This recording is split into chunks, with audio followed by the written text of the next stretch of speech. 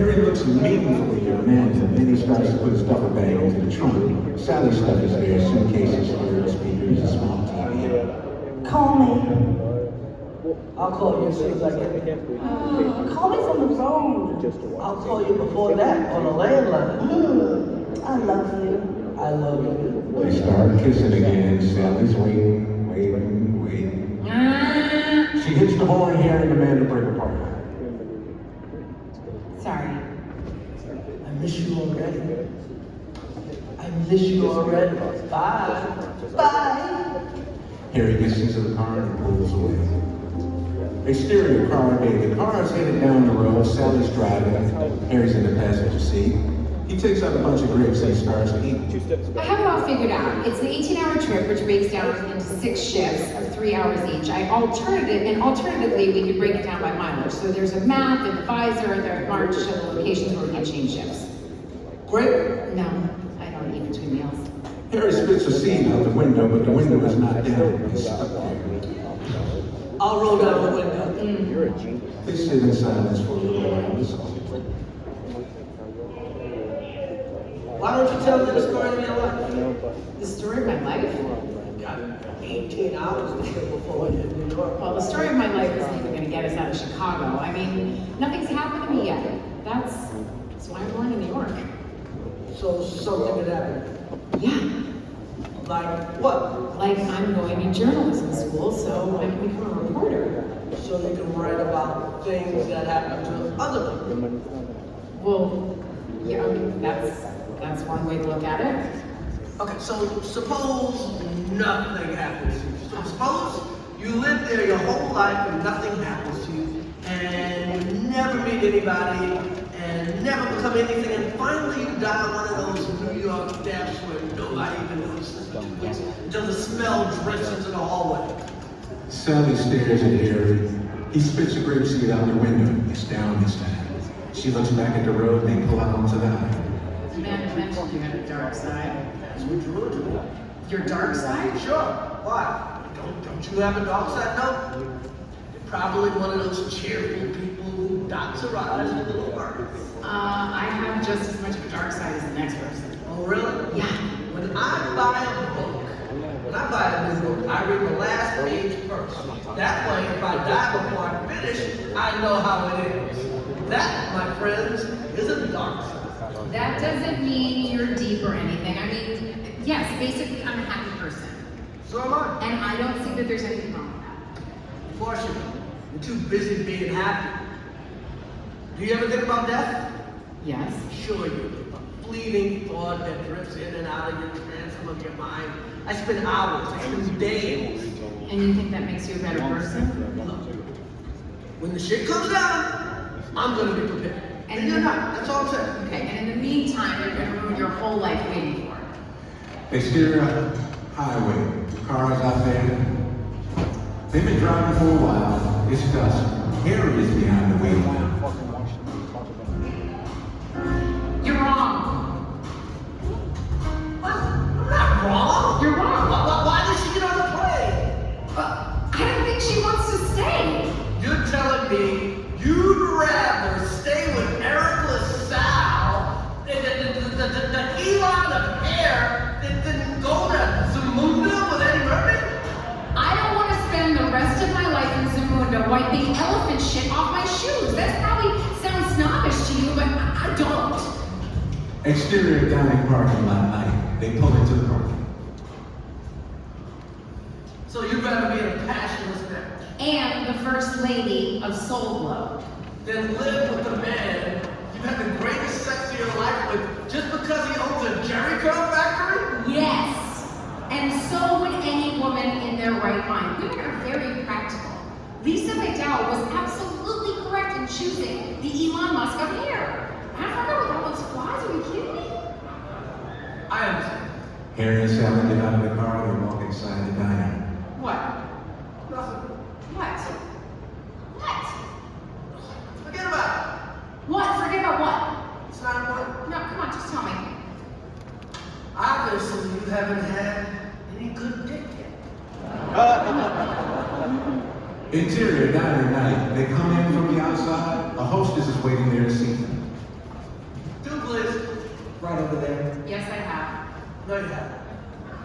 Just so happens that I've had plenty of good dick. The diner is suddenly silent. Everybody's looking at Sally. She regains her composure. She walks to Take the it back. table. It just so happens that I've had plenty of good dick. There you go. Say it one more time. It just so happens that I have had plenty of good dick. With whom? What? With whom did she get this good dick from? I didn't tell you that. Fine, don't tell her. Silence. They both look at their menus. Shell Gordon. Sheldon? No. You did not get good dick from Sheldon. I did too. No, you didn't. A Sheldon can do your taxes. And if you need root canal, Sheldon's your man. But humping and pumping is not Sheldon's strong suit. I mean, it's the name. Do it to the Sheldon. You're an animal, Sheldon. Put your finger in my ass, Sheldon. Choke me, Sheldon. It doesn't work. A waitress approaches the table. What can I get you?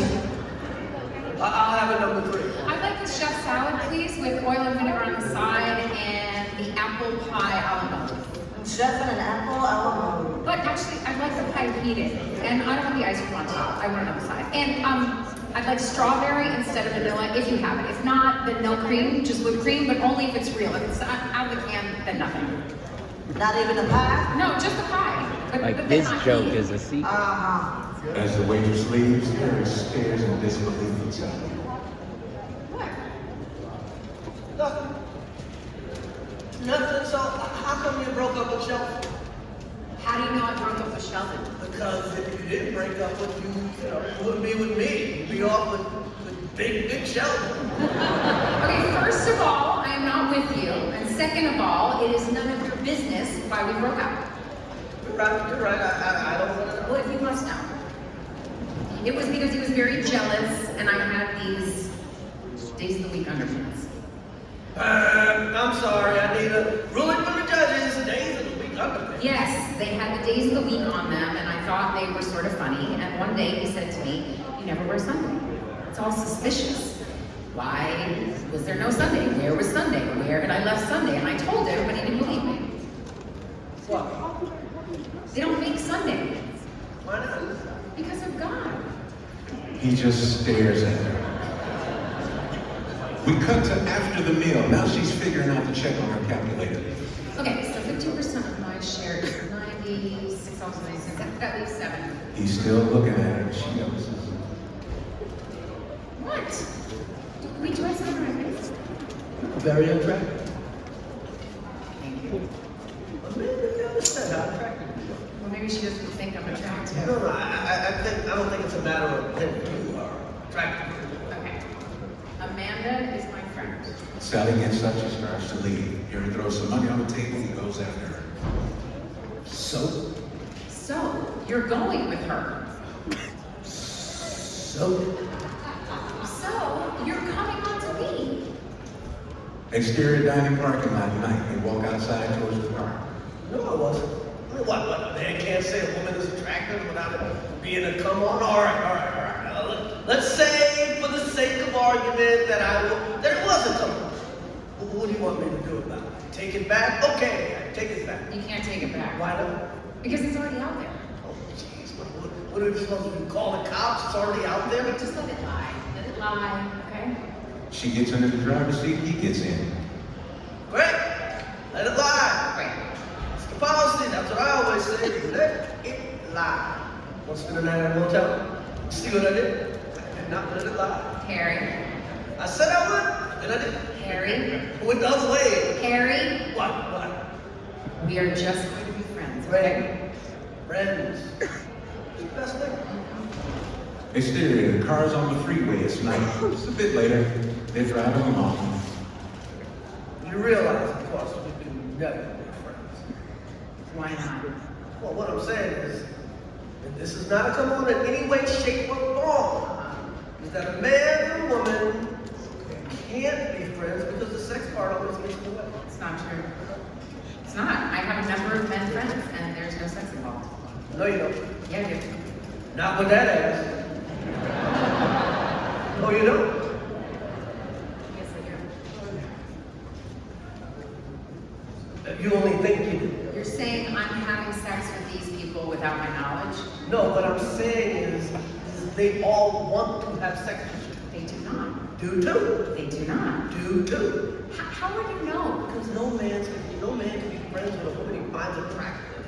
He always wants to have sex with her. So you're saying that a man can be friends with a woman he finds unattractive? No, you pretty much want to fuck them too. What if they don't want to have sex with you? Doesn't matter, because the sexting is already out there. So the friendship is ultimately doomed, and that's the end of the story. Well, I guess we're not going to be friends. Guess not. It's too bad. You're the only person that I know in New York. Exterior New York City morning. They drive into Manhattan and the car stops near Washington Square and they both get out. Harry gets his luggage out of the trunk. Thanks for the ride. Yeah, that was interesting. Nice. No problem. Yeah. Sally nods, Harry nods. Oh, Sally holds out her hand and they shake. Well, have a nice life. Yeah. Harry starts to walk off, she drives away. Interior old-fashioned room is we cut to more documentary footage. We see another old couple sitting again on the same love seat that we saw earlier. We fell in love in high school. Yeah, we were high school sweethearts. Good job. But then after our junior year, his parents moved away. But I never forgot. He never forgot me. No, her face was burned on my brain. And it was 34 years later. I was walking down Broadway and I saw him come out of the Olive Garden. Unlimited breadsticks. And we both looked at each other, and it was just as though not a single day had gone by. She was just as beautiful as when she was 16. He was just the same. He looked exactly the same. Black don't crack.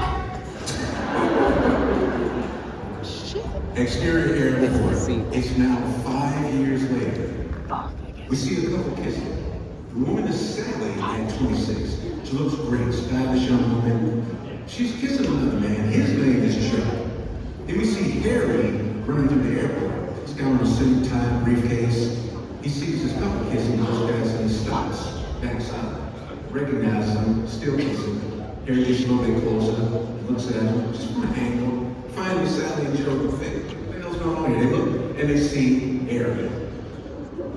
Joe, I looked at with you. Joe, Harry Burns. Harry, how you doing? How you doing? Fine. That's great. I was just walking by and I thought, Joe, there it's you. Yeah, it was. You still at the DA's office? No, I switched over to the other side. How about you? I'm working at a small firm. We can tell that Sally recognizes Harry, but does Harry recognize her? It's an awkward pause. That's great. Oh, Harry, this is Sally Albright. Harry Burns. Harry and I used to live in the same building. Hi. Sally nods, Harry makes it look like he can't wait. Well, listen, I got to play with cats. It was really good to see you, Joe. Yeah, you too, Harry. Bye. Harry looks at Sally again, and a glimmer of recognition. He heads towards the gate. Joe and Sally look at each other. Oh, God. Thank God he couldn't place me. I drove from college to New York with him 5 years ago, and it was the longest night of my life. What happened? Oh, God, he had a pass at me, and I said no. He was going with a girlfriend of mine, and God, I can't remember her name. Don't get involved with me, Joe. I'm 26-years old, and I can't even remember the name of the girl I was such good friends with that I wouldn't get involved with her boyfriend. So what happened? When? When he made a pass at you and you said no? Oh, yeah. I said we could just be friends, and this part I remember he said that men and women could never really be friends. Do you think that's true? No. Do you have any women friends? Like, just friends? No. but I will give one in its importance to you. Amanda Reese. Amanda Reese, that was her name. Oh God, thank God. I'll miss you. I love you. You do? Yes. I love you too.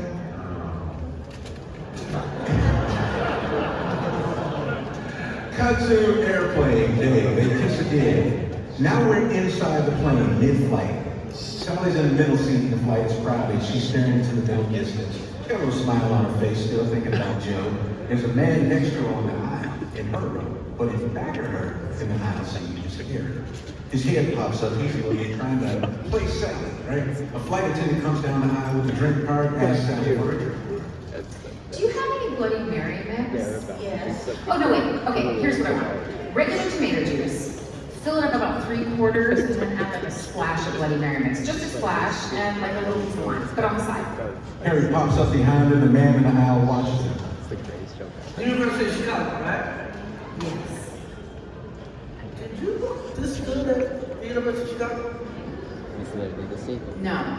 Did we ever? No. No. We drove from Chicago to New York the day after graduation. Job too late to say together.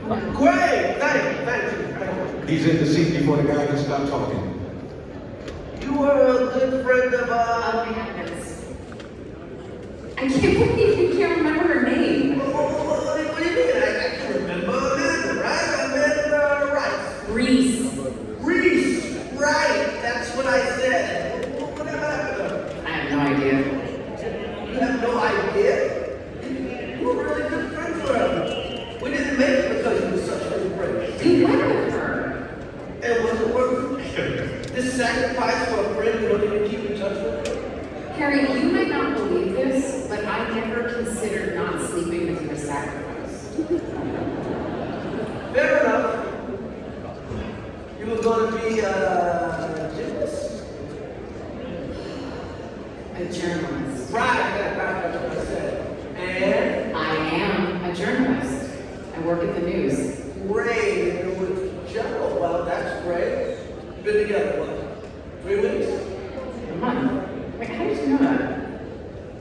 You take someone to the airport, it's clearly to get in a relationship. That's why I have never taken anyone to the airport after beginning a relationship. Why? Because eventually things move on, and you know what? You take someone to the airport. I never wanted to hear somebody say, hey, how can you never take me to the airport anymore? It's amazing. Amazing. You look like a normal person, but you are actually the angel of death. Are you gonna marry him? We've only known each other for a month. Besides, neither one of us is looking to get married right now. I'm getting married. You are? You are? Yeah. Who is she? Helen is. She's a large, sheep with her name.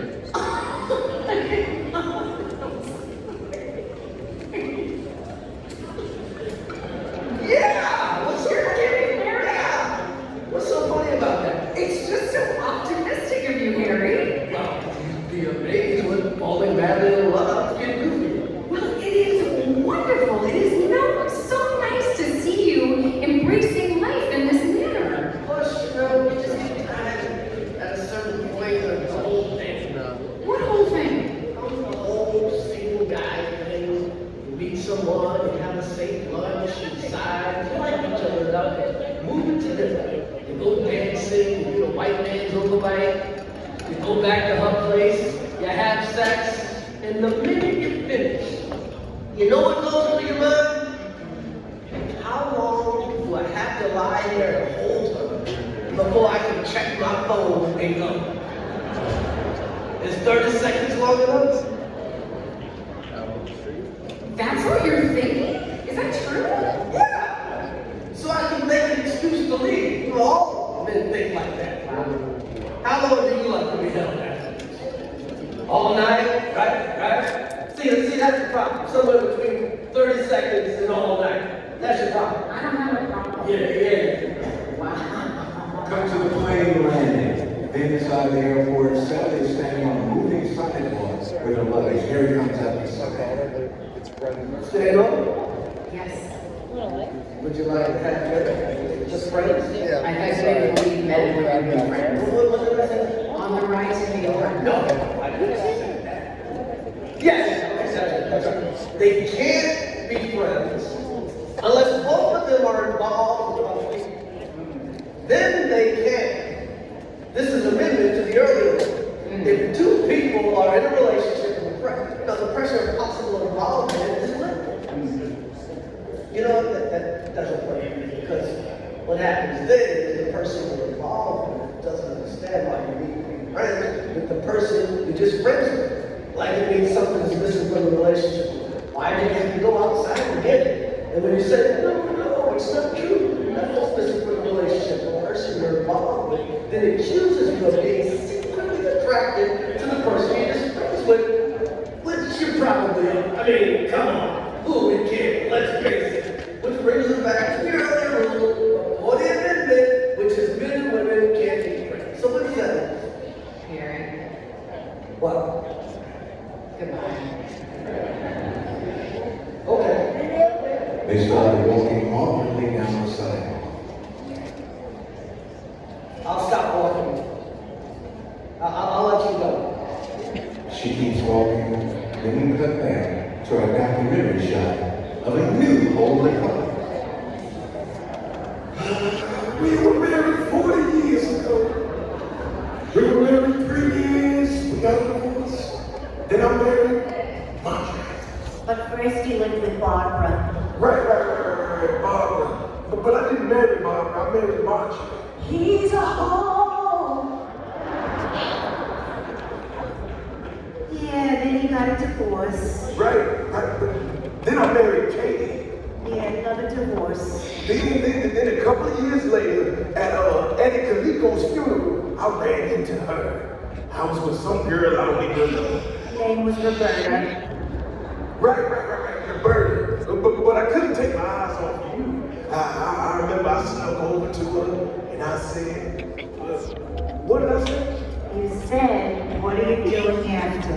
Right. So I ditched Roberta. We go for coffee. A month later, we married. 35 years to the day after our first marriage. Better than dying alone. Exterior, patio seating at a restaurant. Once more, it is 5 years later. Sally's sitting with two friends, Marie and Alice. The three are in mid-conversation. So, I went through his phone, okay? You went through his phone? Of course I went through his phone. You know what I found, Alice? No, what? They just bought a dining room table. He and his wife just went out and spent 16 grand on a dining room table. Where? The point isn't where, Alice. The point is, he's never gonna leave her. So what else is new? You've known this for 2 years. You're right. I know you're right. But why can't you find someone single? When I was single, I knew lots of nice single men. There must be someone. Sally found someone. Sally got the last good one. Joe and I broke up. What? When? Monday. You waited 3 days to tell us? You mean Joe's available? Oh, for God's sakes, Marie! Don't you have any feelings about this? She's obviously No, upset. I'm not that upset. We've been going apart for quite a while. But you guys were a Literally the couple. greatest joke You had ever. someone to go places with. You had a date on national holidays. I just said to myself, you deserve more than this. You're 31 years old. And the clock is ticking. No, the clock doesn't really start to tick until you're 36. God, you are in such great shape. Well, I've had a few days to get used to it and I feel okay. Good. Then you're ready. Marie reaches into her purse and pulls out her burner phone, where she takes naked pictures and other men's numbers. Really, Marie? Well, how else do you think you're gonna do it? She pulls up a number. I've got the perfect guy. I don't happen to find him attractive, but you might. You don't have a problem with that fact. Marie, I'm not ready yet. I'm not ready yet. But you just said you were over him. I'm over him, but I'm in a mourning period. Who is it? Alex Anderson. Oh, you fixed me up with him 6 years ago. Sorry, God. All right, wait here. Here we go. Ken Darden. He's been married for over a year. Really? Married? She flags another contact. Oh, Wait, I got it. I got one. Okay, look. There is no point in my going out with someone I might really like if I met him at the right time, but who right now has no chance of being anything but a transitional man. Okay, but don't wait too long. Remember what happened to David Warsaw? His wife left him and everyone said, give him some time, don't move on too fast. 6 months later, he was dead. Okay, so what are you saying? That I should get married to someone right away in case he's about to die? At least you could say you were married. I'm saying the right man for you might be out there right now, and if you don't grab him, someone else will, and you'll have to spend the rest of your life knowing that someone else married your husband.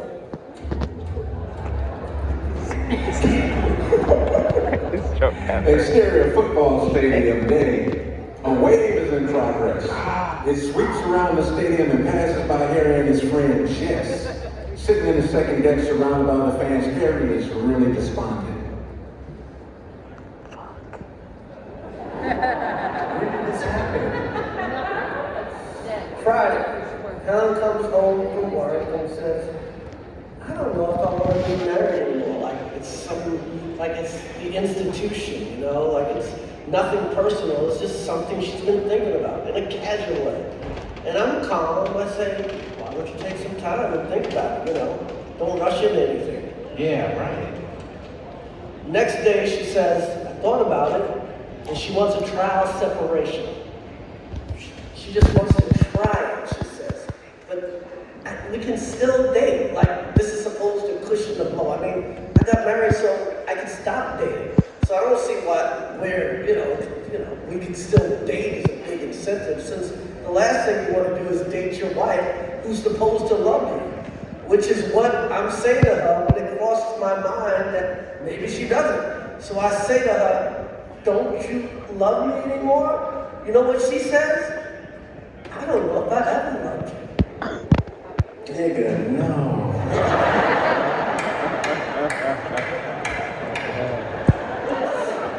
I know. R.I.P. Constantine. You don't bounce back from that right away. Oh, that's harsh. I'm sorry. You don't bounce back from that right away. Thanks, Jess. No, I'm a writer. I know dialogue, and that's particularly harsh. Then she tells me that somebody in her office is going to South America and she can sublet his apartment. And I can't believe this. The doorbell rings. I can sublet his apartment. The words are still hanging in the air, like in a balloon attached to her mouth. Yeah, like a cartoon. So I go to the door, and there are these moving men there. Now I start to be suspicious. I say, Helen, did you call these movers? And when she doesn't say anything, so I ask the movers, when did this woman book you for this gig? And they're just standing there, 3 huge guys, and one of them wearing a t-shirt that says, Wu-Tang Clan ain't nothing to fuck with. So I said, Helen, when did you make this arrangement? And she said, a week ago. I said, you've known for a week and you didn't tell me? And she said, I didn't want to ruin your birthday. You're saying old dirty bastard knew you were getting a divorce before you did? Seagull. Yeah, Ghostface killing me. I cannot believe this. I haven't told you the better part. Well, what could be worse than the killer bees knowing? It's all a lie. She's in love with somebody else, some tax attorney she moved in with. How did you find out? I followed her. I stood outside of the room. Tell me about it.